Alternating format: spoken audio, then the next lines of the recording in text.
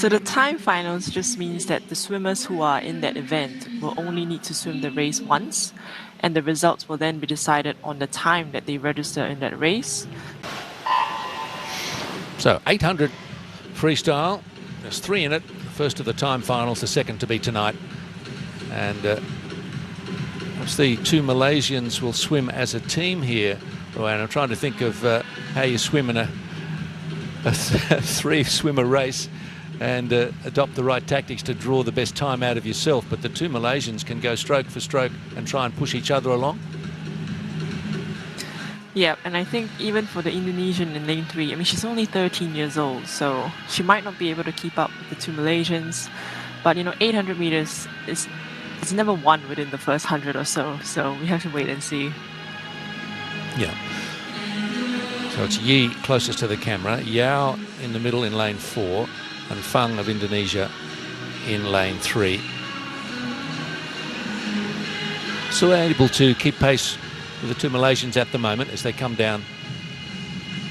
Touch for the first 100 metres. And Kelly Yao turns first in 1:08.22. And she's starting to separate this small field as Yao.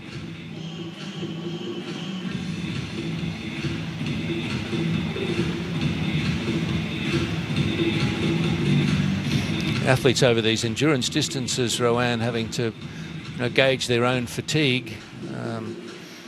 They get used to knowing how they're going to feel at a certain point in a race, but if they start to feel differently, it's a mind game, I guess, wondering whether, well, they just woke up feeling a bit differently today or they've mistimed their race. And it's a real skill, being able to pace yourself over the longer distances, I'm sure. Swimming 100s and 200s at a set pace, a pace that they can manage in a race situation. And then, as you indicated earlier, it's almost like an instinct then that they know what kind of a time they've done for over a 50 and 100. Is that the key to it? So that it's kind of you built up enough laps that you know how fast you're going.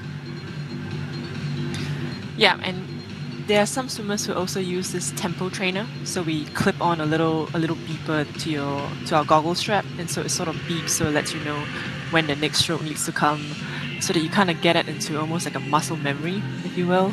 So that's just part of the long distance training, all the fun stuff. Well, technology brought to bear.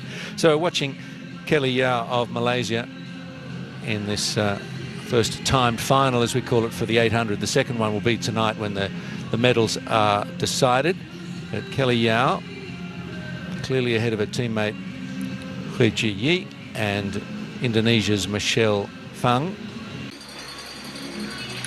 Sometimes it's just that breathing pattern or the rhythm that they get into. She started out breathing both sides at the start, so sometimes you try to stick to that rhythm. It's easy to keep count in your head, but I think as the fatigue sets in, you start to sort of throw that rhythm off.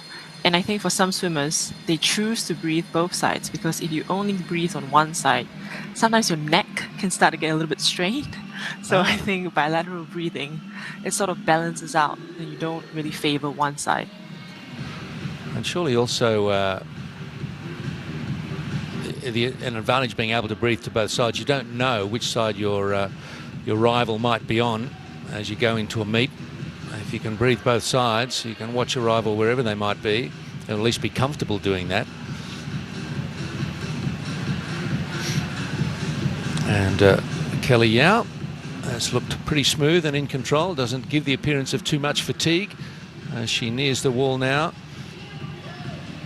Came in with a qualifying of 9:26.05, and she's shaved half a dozen seconds off that, 9:20.77. And Yi coming down now. She had a qualifier of 9:32.52.